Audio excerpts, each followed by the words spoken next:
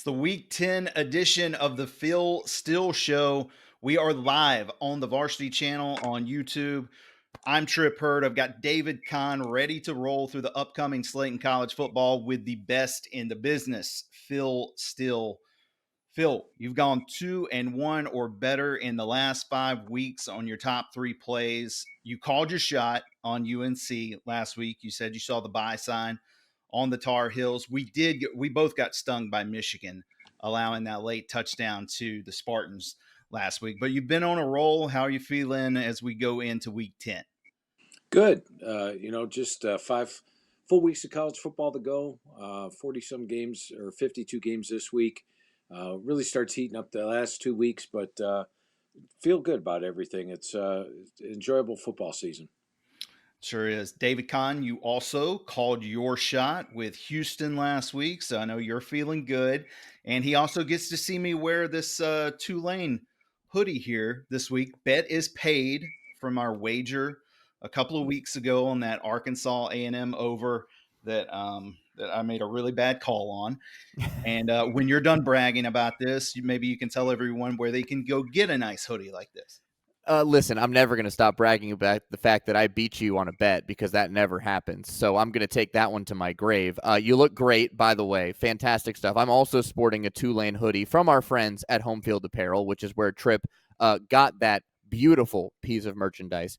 You can go to homefieldapparel.com, use the code PHIL15 for 15% off your order, and get very comfortable, quality, thoughtful apparel for 190 colleges and universities across the country, just like these pairs of Tulane apparel that Tripp and I are wearing. They just dropped Coastal Carolina today. Full lineup of the Chanticleers is out. The Chants, and that is where Home Field Apparel actually is this weekend. Coastal Carolina is also playing tonight. We'll talk about their game in just a couple of minutes, along with my Tulane Green Wave. But Home Field is in Conway, South Carolina. They have a bunch of events going on. Go to Home Field Apparel on Instagram, and you can see all their events up there. But also go to homefieldapparel.com, Phil15 for 15% off your order. Get yourself some Coastal gear. It's some nice stuff. Yep, I had to use that code myself just a few days ago.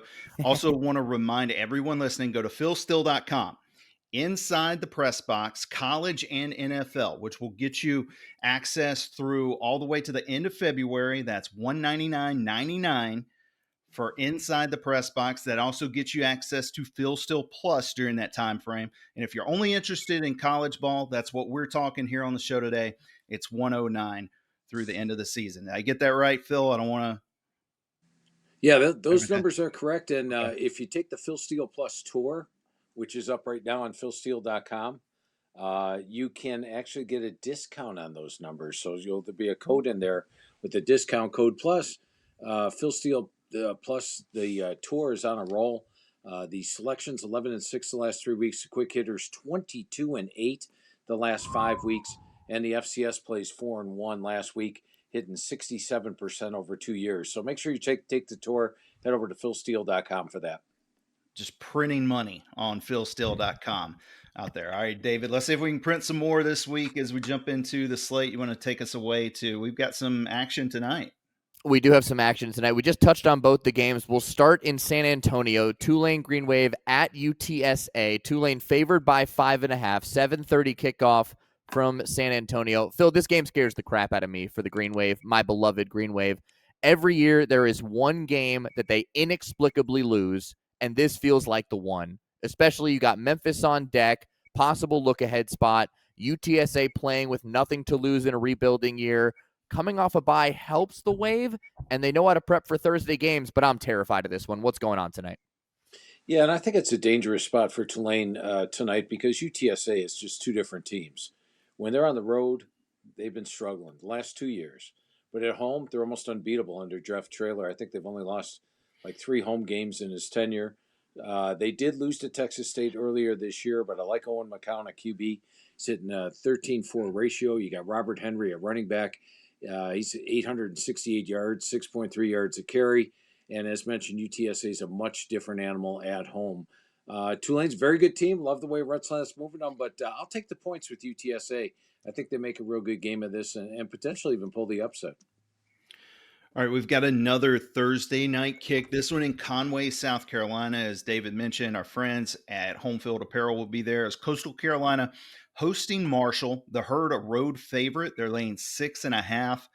Marshall had 31-19 win over the Shots last season in Huntington. Coastal won the previous two meetings before that in 2022 and 2023. Marshall's been on a nice roll since week 2, where they lost to Missouri State. Since then, they've won 4 out of their last 5 straight up, and the one loss was a crazy game at Louisiana, 54-51 final in that one. And they're 5-2 against the spread this year, Phil. Yeah, and Coastal the same way.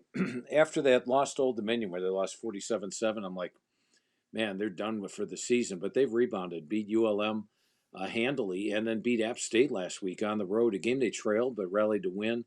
I think the key has been Samari Collier coming in at QB.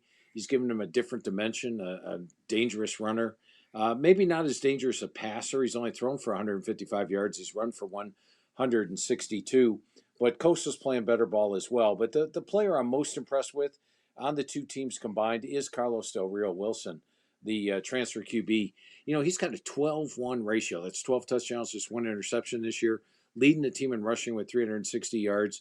Very impressed the way Marshall has been playing. And as you mentioned, the Louisiana game really, they were up in that thing, and then Louisiana made the comeback to get them by 3. So I'm going to have to lean a little bit with Marshall this week. But be careful because, as mentioned, Coastal's been playing much better these last 2 weeks. But I'll side with Marshall here. All right, let's go to Friday night. Another game in the American that has potentially huge ramifications for the conference championship game. Number 25, Memphis at Rice. 7 o'clock kick. Both these teams coming off very emotional wins, Phil. Memphis over South Florida. Rice in double overtime against UConn, who arguably played their best game of the season a couple before that against Boston College. So UConn kind of in a letdown there against the Owls. Memphis, though, also has to prep for the option, and it's the reverse look ahead from earlier. They have Tulane on deck. Memphis by 13.5. Too many points here for the Tigers on the road? Yeah, I think it is. When you look at Rice, they did catch UConn in a great situation for Rice last week. UConn was off their A-plus game at home against Boston College, where they were off a bye, catching Boston College in the middle of a large ACC sandwich, 7 straight weeks of playing games like that, and UConn pulled the upset. Then after pulling the upset, UConn had to travel all the way to Texas, play Rice off a bye, and that's why Rice got them last week. But now you take a look at this matchup. Memphis just played a tremendous comeback win over USF, a huge win, puts them at the top of the list for the group of 5 playoff spot, and a huge game next week against Tulane. It's a sandwich spot. They're on the road. Silverfield does better at home than he does on the road. I'll take the 13.5 with Rice. I think Memphis gets a scare, comes out with the win.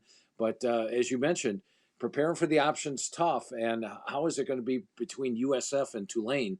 So I'll take Rice plus the points at home. Phil, you gave us a good pick last week with Memphis against USF. You had another good pick, and we've already mentioned it with UNC. You called it. You said the buy sign was on for the Tar Heels, paid off with an easy cover. Should have won the game. Easily could have won that game. Friday night, North Carolina back on the road where it's been a struggle, but they're playing Syracuse, another team struggling as of late, ever since they lost their quarterback, Angeli, back in the Clemson game. Both teams here trying to snap 4-game losing streaks. I saw 1.5 earlier in the week. Now UNC's getting 2.5. Who knows? Maybe we'll get a field goal here. I would really like that for UNC. I'm also looking at the under in this game, Phil, because Collins has been throwing some interceptions for Syracuse, and UNC, like we just mentioned, they fumble every time they get right at the goal line. It seems to be like the new thing they're doing this year. 45.5 is the total. What do you like in this one? Yeah, I think that's the key to North Carolina. They really should have won each of the last 2 games against Cal. They throw to the tight end over the middle. He's got the touchdown ball ripped out right at the goal line. And against Virginia last week, first quarter, drive right down the field, right at the goal line, fumble into the end zone for a touchback. Second straight week, then missed a field goal, got stopped on the 2-point conversion at the end by inches, and really should have beaten Virginia last week. They had a 353, 259-yard edge, 20-16 first down edge. Now, Syracuse, as you mentioned, has been struggling ever since Angeli went out. I think Ricky Collins will improve as the season goes on. He's a VHT, or a very highly touted quarterback. We'll see him get better. Syracuse can be dangerous at home. And even the Pitt loss at home, they lost by 17. I thought they played much closer than the final score. There was a long interception return for a touchdown in that game. So, not an easy game for North Carolina, but I do think the Tar Heels finally break out and win a game. They could easily have beaten Cal and beaten Virginia the last 2 weeks. And I do believe the buy sign is still on for North Carolina. All right, buy sign stays on for the Tar Heels on Friday night. We go to Saturday. We start with number 1 Ohio State hosting Penn State. High noon kickoff. Weird that this, well, yeah, 12:15. I was about to say it, but you beat me to it, Phil. 12:15 p.m. kickoff. Weird that this game is a 20.5-point spread now, because at the start of the year, this was going to be like a pick'em or a field goal game. Now it's 20.5 in favor of the top-rated Buckeyes, who just steamrolled Wisconsin last week, 34-0. Penn State, meanwhile, off back-to-back 1-point defeats and have lost all 4 Big Ten games by 6 points or less. This one really puzzles me, Phil. Where are we going here? Yeah, this is a tough one for me to call as well. I think if you look just the talent on the field, as you mentioned, Ohio State would have been a 3-point favorite at the start of the year. Probably would be more than that if you take Drew Aller out of the equation and put in Ethan Grunkemeyer, who's been will make his second start of the year. His first one at least was at Iowa, so he's got that under his belt. They're off a bye, and they do have talent, but Ohio State's defense holding opponents to 162 yards per game below their average, number 1 in the country. You take a look at Penn State, their offense has really struggled, especially in Big Ten play. Only 293 yards per game. They've lacked the downfield passing. And I think if they do try to open it up with Grunkemeyer here and throw the ball more downfield, may end up with a few interceptions. But talent-wise, if Penn State was to play to their talent level, they would easily cover the spread. But they just haven't done it so far in Big Ten play. I think my number would be around 21. I'm going to throw this one to you guys. Do one of you guys have a strong play on this game? I'm not going to say that it's a strong play. This wouldn't be a top play for me, Phil, but if I were to pick this game, I would lean the under, just due to the nature of Ohio State's defense allowing less than 10 points in all but one game this year. The total's 44.5, so it's small, but Ohio State does go under 71% of the time so far this year, so I would lean with the under. And, backing that up, if you look at Ohio State so far this year, it seems like what Ryan Day is doing, he's trying to limit the amount of snaps his team plays during the regular season, knowing that they're going to play probably 3-4 playoff games at the end of the year. So they're actually running at the slowest pace in college football offensively. And what that's doing, it's saving them a bunch of snaps. When they get to the end of the season, they'll have played almost like an 11-game season as opposed to a 12-game season. So with Ohio State using that as an option and Penn State having quality defenders, I think the under seems like a good play. Good call there, David. All right. Well, I would also lean Ohio State in this game because you guys are right. If Penn State was undefeated and healthy, this would be more like a pick'em or a field goal line.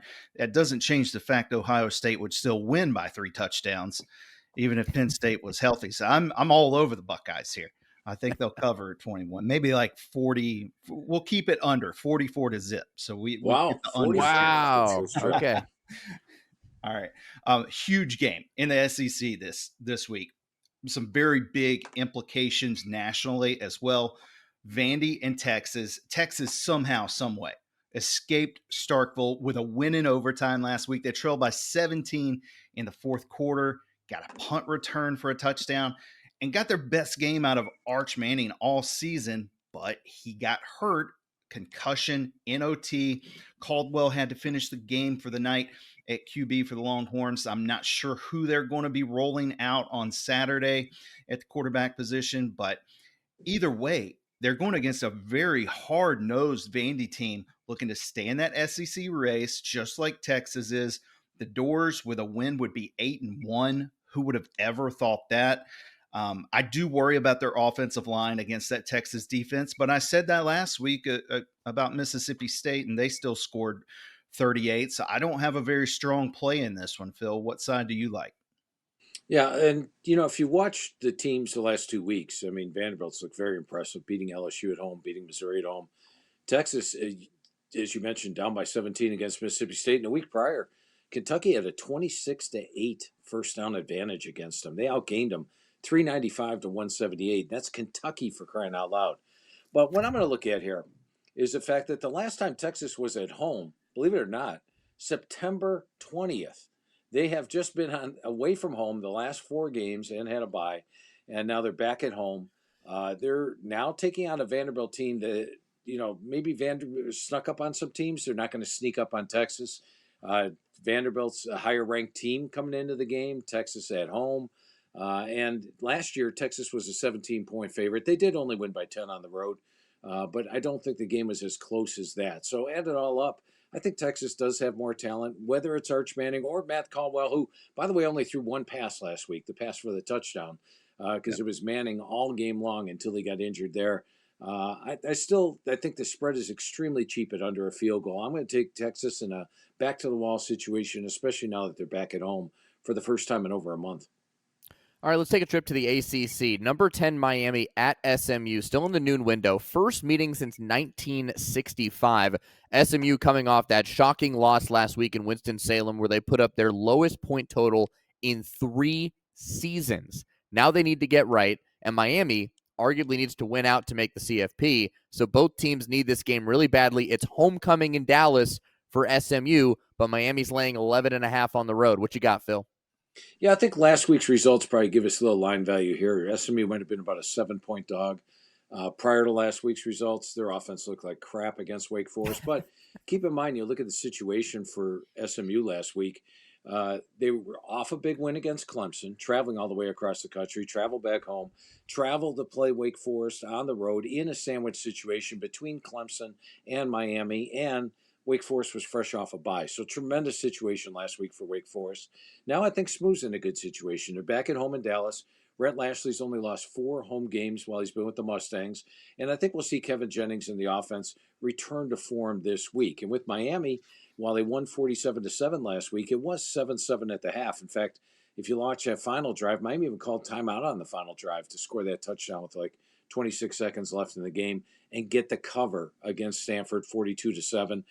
They're traveling on the road. I'm going to go more towards what the line would have been prior to last week's results and lean with SMU plus the points. And I think they've got the potential for an upset here. They're a very good team. Haven't played to their potential all year, but now the situation favors them. So I like SMU plus the points. All right, let's keep it in the ACC. Duke on the road at Clemson, and I would be all over the Blue Devils here if they could just cut it out with the turnovers, but they haven't been able to do that this season, and you can't do that on the road, especially against Clemson. Duke's offense, they've moved the ball on everybody they played. I don't see why they can't do that against Clemson, because as good as that defense looks on paper, they just haven't played up to the expectations this year. It's certainly not for a lack of talent, but talk about another bad defense. Surprisingly, Duke, they just haven't been very good on that side of the ball as we would have expected this year. Not sure if Klubnik's playing here. Either way, Phil, you mentioned last week or 2 weeks ago in the SMU game, the backup played pretty good for Clemson. I think the over might be a play here. It's 55.5. I think we might see a track meet down there. What's your side in this one? Okay, that's it seems like good logic there, Trip. So stick with your over. I'm going to go with Clemson in this one. It's a game where they're off a bye. They've got a chance to really finish the season strong. They could beat Duke, Florida State. They got Louisville, Furman, South Carolina. They win all those games. They've got a chance at finishing the year strong and gaining some momentum for next year. I do expect Klubnik to be back, but Vizina did look really good in that game against SMU. I think you hit it right on the head with Clemson. You look at Tom Allen. You look at which is the defense coordinator. All this talent they have on the defensive side, they should be playing a lot better, especially like the SMU game where they gave up 429 yards. Duke's a scrappy team. Duke, had they not fumbled at the goal line against Georgia Tech and had a return for a touchdown, I think that would have been a different game, maybe even outcome-wise. But I just think that this Clemson team has more talent. They're at home. I like the Tigers in this one minus the points. All right, 2 more games in the noon window. First one, we got a Service Academy game. Army at Air Force. Air Force favored by 1.5. The total's 49.5. But Phil, I got to be honest. It's a Service Academy game. There's only one play, right? Under. There you go. And I believe this series has gone under 8 straight times, as you would expect. Now, earlier this year, they did have a Service Academy game against Navy, Yep. and there was 65 points in that game. But Navy's more of an over team. Army's more of an under team this year. In fact, Navy's offense averages more than the opponents allow, and their defense, uh, or they average more than opponents normally allow, and their defense gives up more. But Army's the opposite. Army's offense is actually 49 yards per game below what opponents normally allow, and their defense is holding opponents to 70 below. So Army is more of an under team, and I think you throw in the Service Academy mix where the option is a weapon because teams can't prepare for it properly.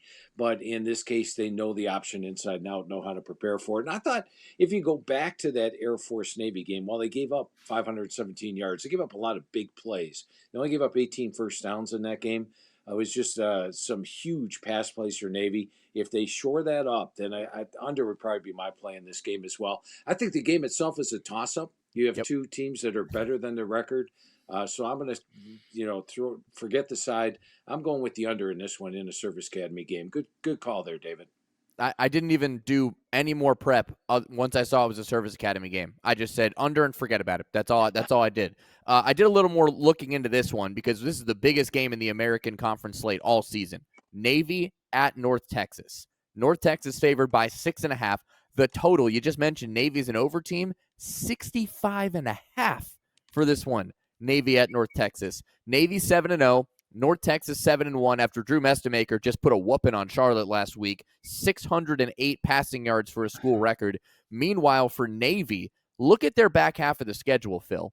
At North Texas and Notre Dame, South Florida, at Memphis before closing with Army. That is not an easy final 5 games for a team that has American and college football playoff aspirations in the midshipmen as one of the few remaining unbeatens. What do you got here in this one? I could see North Texas winning this one, handily, or I could see this being razor tight. Yeah, I think it will be a good game, but I like North Texas minus the points here. You go back and take a look how North Texas has played at home. Now, on the road, they struggled at Western Michigan. They struggled at Army. It was good that they got to look at the option when they played Army. Not so good that they allowed 387 yards rushing in that game, but you got to think now that they've looked at the option to be a little bit better this week.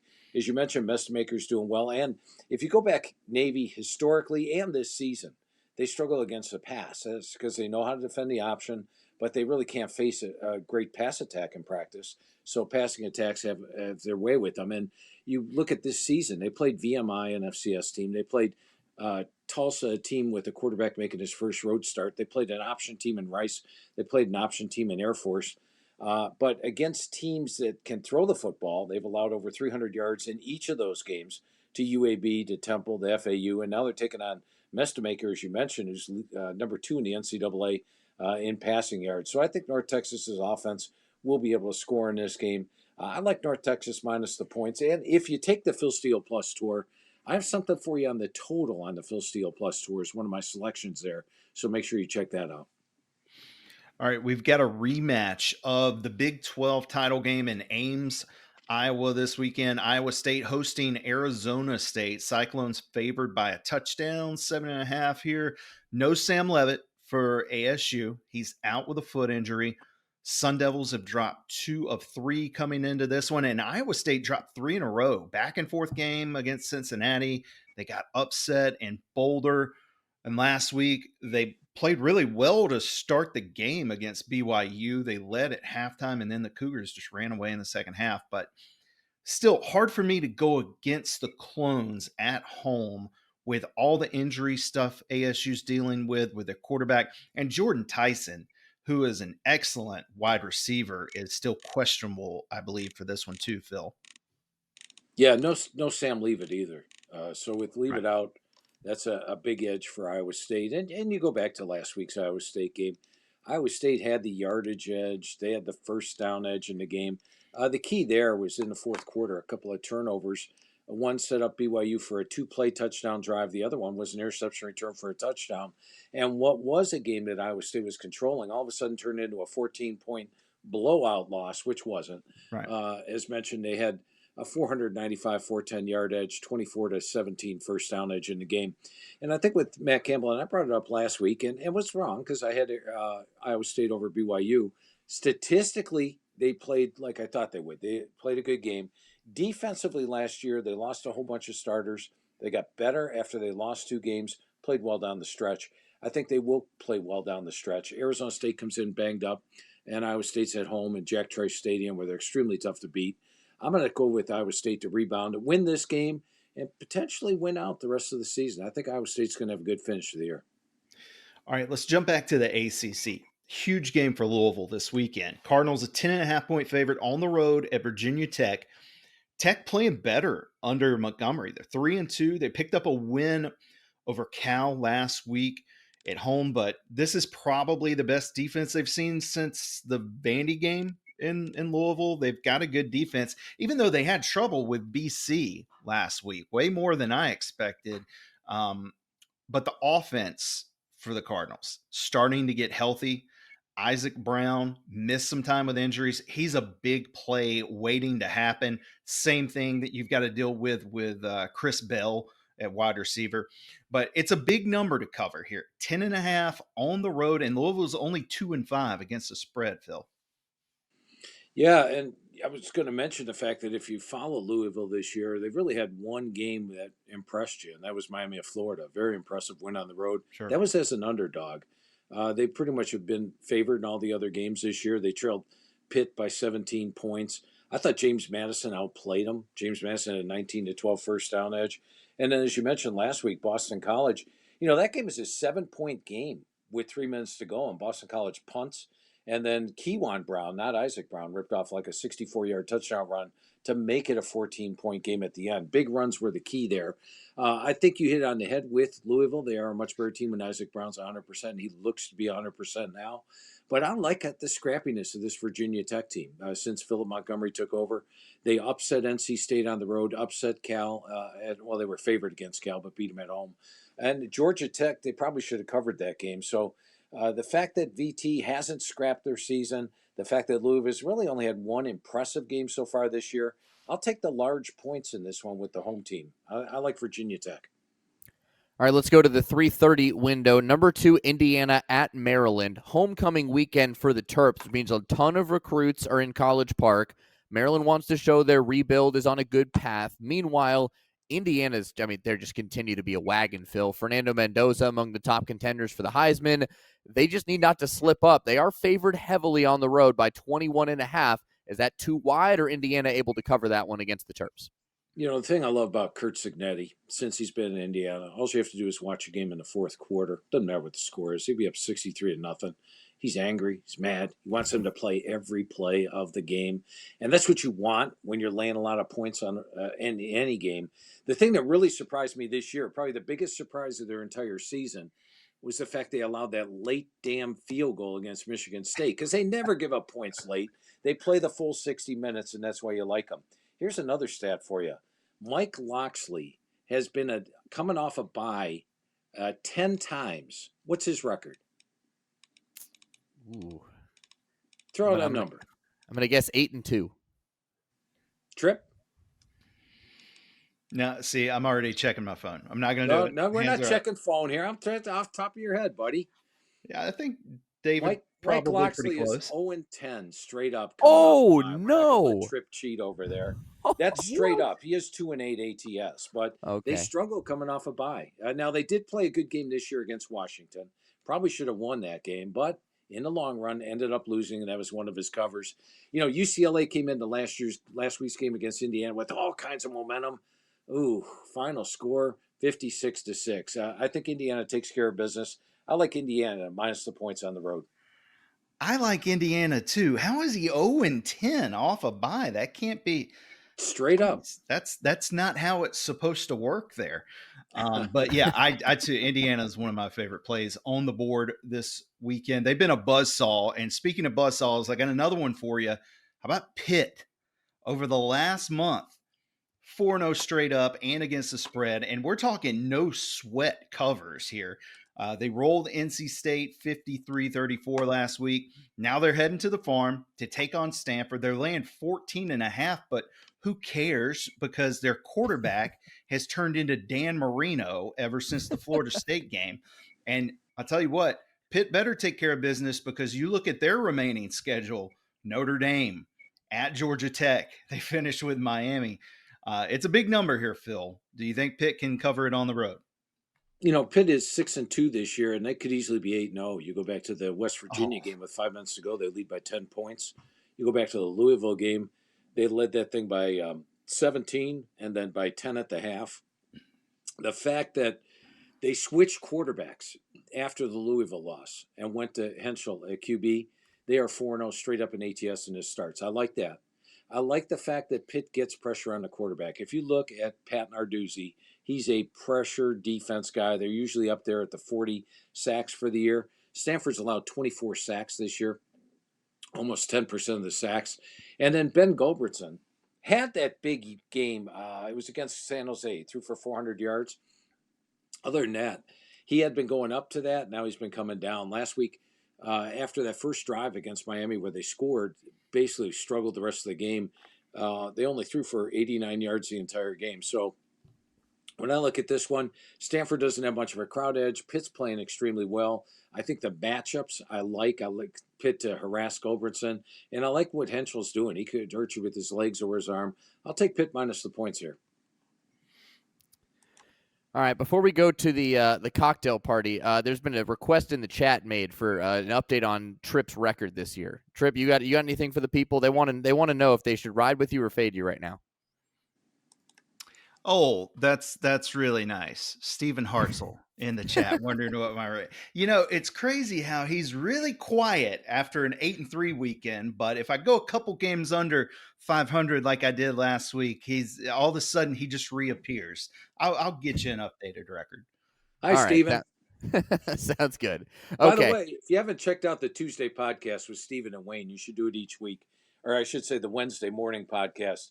It's a fun podcast that we do every week. Absolutely. You absolutely should. I listen to it every week. I believe Tripp does as well, but it's a phenomenal hour plus of content, especially the 30 minutes where Phil swoops in amidst watching college football. You're a godsend for having a DVR so you don't miss a play of those Tuesday night games that when you're recording that episode. All right, let's go to the cocktail party. Last time in Jacksonville for a couple of years because Everbank Stadium is getting, refurbished or whatever. Number 5 Georgia at Florida. Georgia has owned this rivalry of late, winning 7 of the last 8, 4 straight by 12 points. The spread is 7 in favor of the Dogs. Gunnar Stockton has been solid, faces a pretty depleted Florida defense. That secondary is very banged up, but Georgia's defense has also shown that ability to leak points, so Florida maybe could exploit that, especially in the run game. What do you got here, Phil? Yeah, last year's final score was probably closer than the final. Georgia sort of pulled away late. So Florida had played a pretty good game last year, but sometimes teams get a bounce, a head coaching bounce when they switch. I don't know if Florida's going to get that, especially this late in the year. Maybe you've got some players now looking where we're going to go. Meanwhile, with Georgia, I said on the show a couple weeks ago, I thought Georgia would run the table and be in the SEC championship game, and I still feel that way. When you look at the schedule the rest of the year, that's this game against Florida, at Mississippi State, Texas, and Charlotte. I think they find themselves in the SEC title game. I like the way Gunnar Stockton's playing. You just have the better team in Georgia, and I also like the fact that all their wins over Florida have been by double digits. I like Georgia minus the 7 in this one. All right, Phil, we've got a really good game in the Big 12 in Manhattan. A reinvigorated Kansas State team off wins at Kansas. Just a dominating performance last week and a couple weeks back over TCU. The Wildcats have Texas Tech in town for a 3:30 kick, and I think we're oppo here, Phil. I feel pretty strongly about Texas Tech here. I know Kansas State's got the momentum coming into this one, but I think Tech's a better team. I know they've got one blip on the radar with that loss to ASU, but from what I understand, they should have Morton back at quarterback this week as their starter. Hopefully he's healthy. Pair that with what I think is the best defense in the conference and maybe one of the best defenses in the country. I like the Red Raiders here, but you're on the opposite side of this one. Tell me why I'm wrong. Yeah, and if you look at the series, Kansas State's won the last 8, covered the last 7 in the series, so they do extremely well. And I think with Kansas State, you just sort of have to throw out the post-Ireland trip because they opened up the year 0-4 against the spread, just 1-3 straight up, the only win against North Dakota. Then they had a bye week. Since then, they're a completely different team. They look like the team everybody thought would contend for the Big 12 title. They beat UCF handily. They went into Baylor, and if you watch the end of that game, Kansas State kicks a field goal to win. Baylor kicks a field goal to win. Kansas State misses a field goal. They're one missed field goal away from winning that game.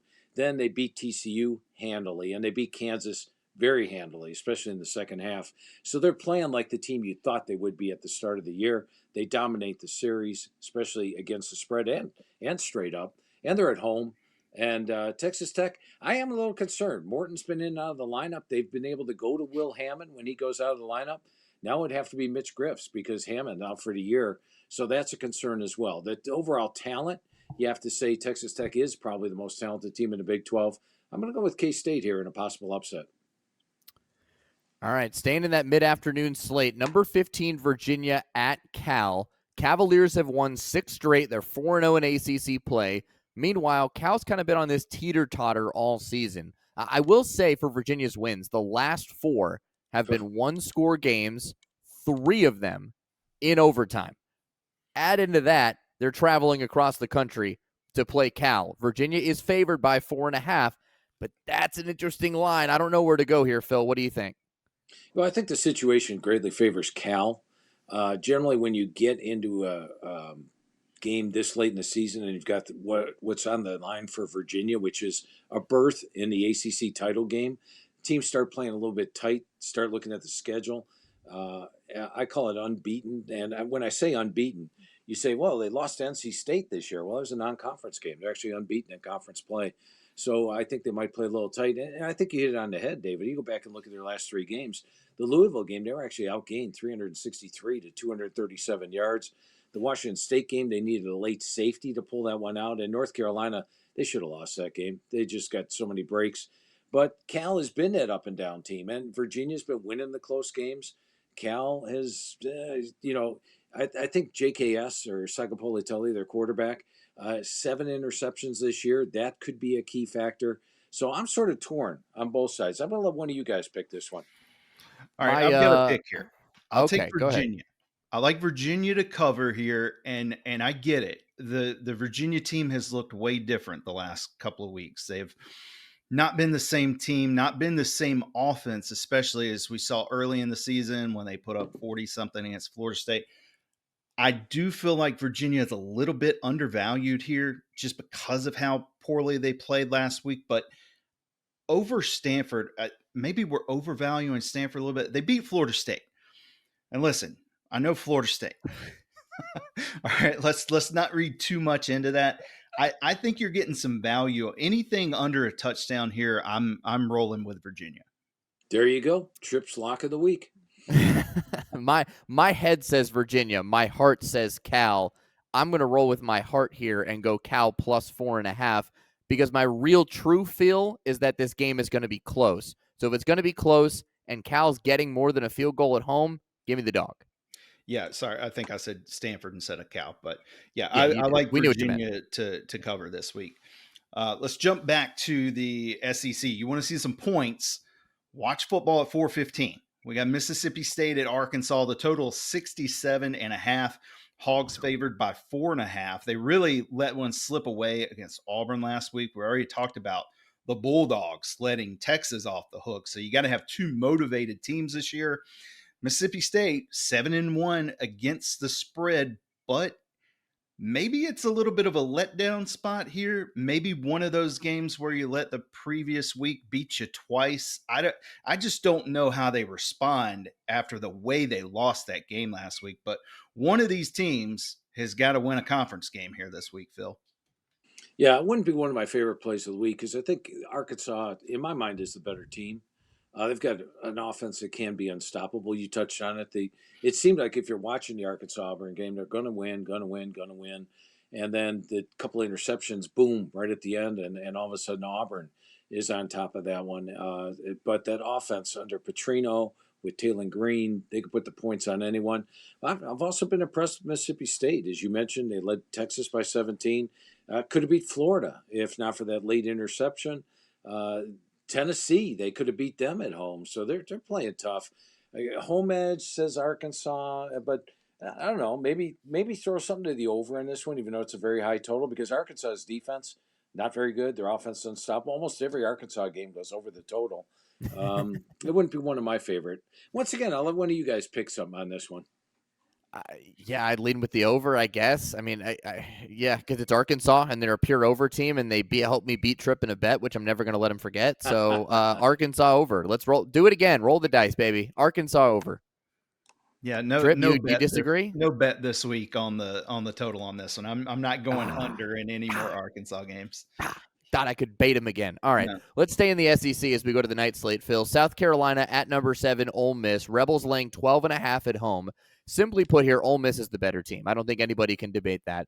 However, they just came off playing 3 ranked teams in 4 weeks, so fatigue may be a factor here for the Rebels against a South Carolina team that just played Alabama to a 1-score game.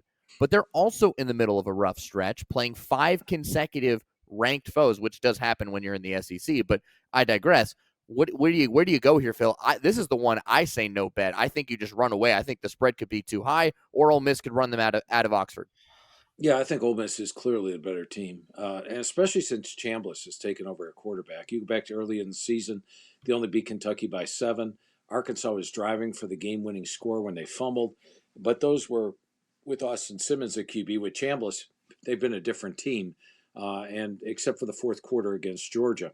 Now, I think when you look at Ole Miss, they pretty much have a playoff locked up. All they have to do is beat South Carolina, the Citadel, Florida, at Mississippi State. They'll be favored in every single one of those games. They'd finish the season 11-1. This is the playoff berth they were looking for last year. But South Carolina could just be a scrappy team, and they got nothing to lose. Maybe Ole Miss might play a little tight, knowing that they've got everything that they need right in front of them. All they have to do is win. South Carolina, on the other hand, they've had a disappointing season. They were expected to be a playoff contender. They're not. But they've got this guy at quarterback, Lenora Sellers, who can make big plays happen. Doesn't have a great supporting cast, but South Carolina has been scrappy as a dog. Played Alabama tough. They played LSU tough within 10. Granted, LSU's not as good as Ole Miss. They played Missouri tough on the road. So I'm going to lean with South Carolina plus the points in this one. All right, let's go back to the ACC. Very scary spot for Georgia Tech this weekend. And I'll tell you why.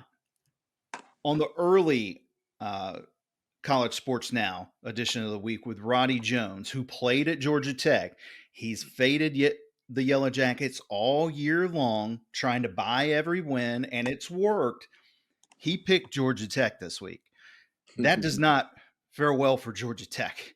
Another thing I saw yesterday on one of the major networks, I turn on the TV, Brent Key is on there. Georgia Tech's getting national attention right now. They're on the road at NC State, and this has been a nightmare of a place to play, especially when it's a big game. My Noles have been the victim a couple times in Carter Finley Stadium. That crowd is going to be nice and loose come 7:30 on Saturday night. And Georgia Tech, they finally played kind of a complete game against a struggling Syracuse team last week. But I know you haven't really seen anything from NC State to make you want to play the Pack, but I'm just telling you, something weird is going to happen in Carter Finley. I want no part of Georgia Tech this week. What do you like here, Phil? Yeah, and I thought the spread would probably be like 7.5 in the game, but it's all the way down at I believe 5.5. It's or even 4.5 in some spots. So we're not getting the line value that I'd like to see. As you mentioned, if you just compare the two teams on paper, put them on a neutral field, I'll take Georgia Tech by 10 to 14 points. But Carter Finley Stadium could be extremely tough, especially at night.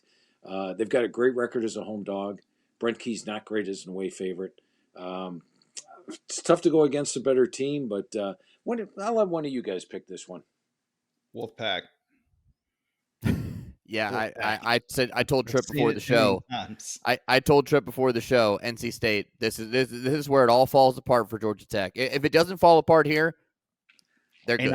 And I hate the pick. I hate it. I've been pulling for Georgia Tech all season long to get that over 7.5 win total for me. And I like Georgia Tech. I really do. I think they're a great team, but this is just a weird spot, night game on the road. And like you said, Yep. Carter Finley is a smaller version of an SEC stadium. Those Yeah. people are crazy once they Yeah. get inside those doors. Go ahead. Speaking of crazy SEC stadiums, may I introduce you to Neyland Stadium, where our next game is 7:30 p.m. Number 18 Oklahoma at number 14 Tennessee. Vols favored by 3.5 at home. Tough to decide what the play is here, though, Phil, because we know what Tennessee's offense can do under Joey Aguilar. And yes, Brent Venables known for defense, but they just gave up 26 to Georgia. Meanwhile, we're still waiting to see the fully returned form of John Mateer. So you could go all over the map with this one. Do you have a side in this game? I do not, because I think prior to last week, I would have leaned with Oklahoma to go in and get the win, but they were disappointing last week at home against Ole Miss. The defense is still solid. They're holding opponents to 131 yards per game below their average. That's one of the best in the country. And I think they will be able to slow Tennessee down somewhat. But on the flip side of the coin, I like their offense. With John Mateer, I think he'll get better, and they're taking on a Tennessee secondary that's susceptible. So I look for Mateer to have his best game post-injury, since he's been injured, in this one. But Tennessee's offense is more complete than Oklahoma's offense is, and Neyland Stadium's extremely tough to win at. So I like Tennessee's offense and the home edge. I like Oklahoma's defense and the fact Mateer should have some success. I'm sort of torn on this one. We'll see if one of you guys has something on it. I'm leaning over, but again, not a top play for me. I'm leaning over 56.5 because of the fact that both offenses, if John Mateer plays his best game like you're calling for, they could put up points. Well, I love Tennessee here. And I'll tell you why, because Tennessee has a phenomenal offense. It's one of the best offenses in the country. And look at who they played. They played a legitimate schedule. If your offensive stats are that good against the schedule they played, they've got a top-notch offense. Now, Oklahoma, we've given their defense a lot of love this year, but we saw they gave up a little bit to Ole Miss last week because that was the first really good offense they played, because Texas is not what we thought they would have been on offense. South Carolina, even with Lenore Sellers, they struggled all year offensively. I mean, Jackson Arnold, the best offense that they had played was probably Bryce Underwood in Michigan. And that's nothing to, write home about. I really like Tennessee here. And I know it's tempting to take Oklahoma plus over a field goal, but I like the Vols at home. There I you think go. that's a great home field advantage. And I think they're legitimate, top-notch offense. So I actually really like Tennessee this week. If Tennessee gets this one, they're probably in the playoff. Yeah. We got a call in the chat, boys, for a Tennessee first half play as well. Okay. Interesting. Love the picks. Yeah. Keep them coming. Yeah. Let's see. Is it back to me now? Yeah, we've got Back to you. USC and Nebraska. Here's another team. Nebraska keeps letting us down into big games, and they've been terrible against the spread. They get another shot at home this week, though. I kind of want to try the Huskers one more time.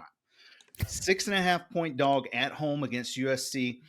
USC is off the loss at Notre Dame. They had a bye after that. They only had 68 yards on the ground in South Bend, season low. And I know outside of that, their offense has been very good this year. But at some point, you got to feel like Nebraska is going to break through, win one of these big games at home. And USC struggles anytime they go east. So I don't know, Phil, is this a good spot to try Nebraska again? Yeah, I think, if you look at the two teams, given the eye test, USC's a better team, defensively, offensively. I like the way that when they played Michigan at home, they dominated the line of scrimmage against a line of scrimmage team. Nebraska just hasn't played to the level you thought they would all season long. You go back to the Maryland game, they barely escaped. Michigan State, they didn't. I thought they'd win easier than they did. The Minnesota game, they got sacked 9 times. And even last week against Northwestern, needed that late drive. They converted on third down 4 times on the last drive to make it 28-21. With that said, I think the situation greatly favors Nebraska here. Matt Rule, after the game against Northwestern, was all pumped up. This game's on NBC. It's at night. It's a national TV. The crowd's going to be fired up. And Nebraska has talent. You'd look at them and you say they can't run the ball because they're only averaging 129 yards per carry. But Emmett Johnson has over 100 yards per game rushing. He's done that ever since Holgerson took over calling the offense. Dylan Raiola is a very dangerous QB. And defensively, They do have a really good defense. They're holding opponents 6 yards per game below the average. Two factors on USC side that really slant me towards Nebraska here. The first one is you touched on the fact they couldn't run the ball as well against Notre Dame. Part of that is their running back core is all banged up. King Miller was a walk-on fourth string running back that's been their top running back the last 2 weeks. The second thing, and you touched on it, Trip, take USC and travel them to the Central or Eastern time zone. They're 1-15 straight up in ATS the last 16 times. So add it all up. I'll take Nebraska plus the points in this one. All right, 3 games to go as we close out the Week 10 edition of the Phil Steele Show. Thanks to everyone in the chat for contributing as well. Phil, let's go out west. Washington State at Oregon State, the true Pac-12 battle for now. Oregon State coming off a bye after getting their first win of the year against Lafayette. Meanwhile, Washington State snapped a 2-game skid with a dominant victory over Toledo, but they've played both Virginia and Ole Miss close on the road. They won't be intimidated going to Research Stadium on Saturday night to play Oregon State, especially a 1-7 head coachless Oregon State. What do you got with Washington State favored by 3.5 on the road? Yeah, the problem I have with Washington State would probably be the offense, which is only averaging 316 yards per game. So they haven't been moving the ball well. You know, they've gone to Eckhouse at QB and they've seen some improvement. The problem you have with Oregon State is even a Lafayette game last week, believe it or not, they trailed 13-10 at the half and were outgained 204 to 134. Played a better second half. They've got an interim coach. Where are you going with that? And Washington State has actually impressed me every single week this year, with the exception of North Texas, where they got demolished on the road. North Texas will do that to you.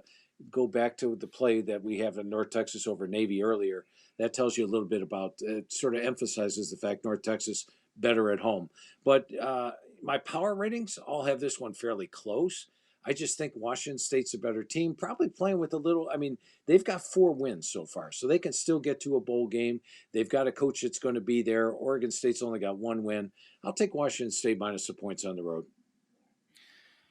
All right, it's that time of the week. Let's go to Tallahassee. Florida State back on the docket here. Listen, guys, trust is a very fragile thing, and Florida State has broken my trust. And they're not going to get it back until they've earned it. I can't trust the Noles to cover any number here. And it looks like it's 9.5. I think Wake has also been undervalued all season. Florida State's got quarterback issues with Castellanos. I think he's still listed as day-to-day, last I saw. Their backup, Sperry, is a very capable quarterback if they do need to use him. But the defense still been a huge problem for FSU. I know Wake's off the big win here, and they're heading on the road, but I still think it's too many points. Phil, what do you like in this one? I'm going to lean with Florida State to gain back some of your trust this week. I think it's a backs-to-the-wall situation at home, off a bye. I think we'll see Florida State play its best. And if you watch Wake, they've been winning these games, but it's sort of been tough. I like their defense. They're holding opponents 88 yards per game below their average, but I just think if Florida State plays its A game, prior to the season, I would have had Florida State about a 17-point favorite in this game. They're only laying 9.5 right now. I think Florida State plays one of their better games and looks more like the Florida State team from the start of the year than what we've seen the last 4 weeks. All right, Phil, last one of the week, 10:15 p.m. kick out at Salt Lake City, number 17 Cincinnati at number 24 Utah. Awesome matchup in the Big 12. Game day is in Salt Lake City. Love that they're going out west. Both of these teams are great against the spread. They're 6-2. Utah, though, needs this win to stay in the Big 12 race, especially because their schedule gets way easier after this, and they have a bye on deck. The Utes are favored by 10.5 at home, but of course, we've been praising Cincinnati and their quarterback, Brendan Sorsby, all season, so that might be too wide of a margin. What do you think? Yeah, I've been high on Cincinnati all year as my dark horse Big 12 team, and Brendan Sorsby's doing a great job. They've got 2 Big 10 running backs in Evan Pryor and Tyree Walker, and they've done great. But let's look at their schedule a little bit closer. They lost to Nebraska by 3. Then they beat Bowling Green. They beat Northwestern U. They beat a Kansas team by 3 that's sort of struggling right now. They beat Iowa State, but Iowa State was missing 6 defensive starters for that game. They beat UCF at home. They beat Oklahoma State. And then last week they beat a Baylor team that's really been struggling. Very impressive win. but they've been struggling. Now, this team that not used to winning now is undefeated in the Big 12 and going on the road at night in altitude, clear across the country. And when I say at night, we're talking 10:30 at night Eastern time. So that's tough for Cincinnati. Meanwhile, look at Utah, dominant at the line of scrimmage. In fact, they're outgaining Big 12 foes by 200 yards per game. Meanwhile, Cincinnati only by 14. And if take away that fourth quarter against Texas Tech, or the fact that they got stopped on downs 3 times deep in BYU territory, and this Utah team's much more dangerous. Now, last week they walloped Colorado, and that was with Bird Ficklin at QB. Dampier should return this week. He was a late scratch last week. Just told the coach he couldn't go right prior to the game. I think he'll be back this week. I just think Utah's a better team at home. Has been in these type of games before. Cincinnati really hasn't for a couple of years. So I'm going to go with Utah minus the points at home. Yeah, Utah really hard to fade at home, especially if Dampier's back and he's healthy. I'd also be interested in the over in this game, Phil. I mean, I think Utah's absolutely going to get theirs, but Sorsby, Cincinnati, capable offense. I think they could, still score some points and see 55.5. I think they could hit that one there too. I'm going to let you have that one, Trip. I'm just going to stay with the side on Utah. All right, that means take the under, folks. If you're listening out there, if he does it, take the under. All right, I'll pump my brakes on the over in that one too. Phil, we mentioned earlier in the show 2-1 or better for a fifth straight week, just narrowly missing 3-0. So many of these weeks that have went by here. Let's get your top 3 picks for week 10 in college football. Yeah, last week's loss was that touchdown pass with 7 seconds to go from 21 yards out by Michigan State, but I digress. Let's take a look at this week's 3 plays, and they're all plays we've talked about, so I don't have to go in depth with the explanations. One we just talked about, Utah. I like the Utes minus the points at home over Cincy. Another one we talked about, which was Pitt minus the points on the road over Stanford. And let's go ahead and grab an underdog. I like Nebraska plus the points over USC. So your 3 plays are Utah, Pitt, and Nebraska. All right, we love it. And Phil, if you want to just remind everyone to go to philsteele.com, what they should look at this week, what you've got going on. Yeah, I appreciate that. I've got the Phil Steele Plus Tour with selections. It's all absolutely free. You get 5 free selections. The free plays have gone 11-6 the last 3 weeks. You get 5 quick hitters. The quick hitters are 22-8 the last 5 weeks. You also get a free NFL play. And on Saturday morning, you get the FCS plays for free. They only went 4-1 last week. I mean, Chris slipped up on that 5th play, but the FCS plays have been doing extremely well. It's all absolutely free. Take the Phil Steele Plus Tour with selections right now. All right. Well, since I'm getting called out in the chat by Hartzell for one bad week of picks under 500, I guess I'm going to have to sign up. But you'll have a new customer this week, Phil. David, can you remind everyone about home field, please, before we get out of here? I can. By the way, you didn't ask, Trip, but my record is 8-9 right now after the Houston win last week. So trying to get back to 500 this week as well. My play of the week is the under in Army Air Force 49.5. There you go. Okay. That's the play. That will get me back to 9-9 as we go to week 11. Anyways, homefieldapparel.com is the place to go. Use the code PHIL15, that's PHIL15, for 15% off your order at Homefield. You get quality, thoughtful apparel from more than 190 colleges and universities all across the country. They just dropped Coastal Carolina today. They dropped Louisiana Tech last week. Or you can sport the Tulane Green Wave like Tripp and I are doing today. It's so comfy. It feels like you're wearing a blanket, a cloud, whatever you want, anything soft. Picture it in your brain. That's what it feels like when you're wearing Homefield Apparel's gear. It's form-fitting, really, really nice stuff. Go get yours at homefieldapparel.com. All right. Thanks to everybody for listening, watching on the Varsity Channel on YouTube. We'll be back again next Thursday, 11 a.m. Eastern Time, right here on the Phil Steele Show.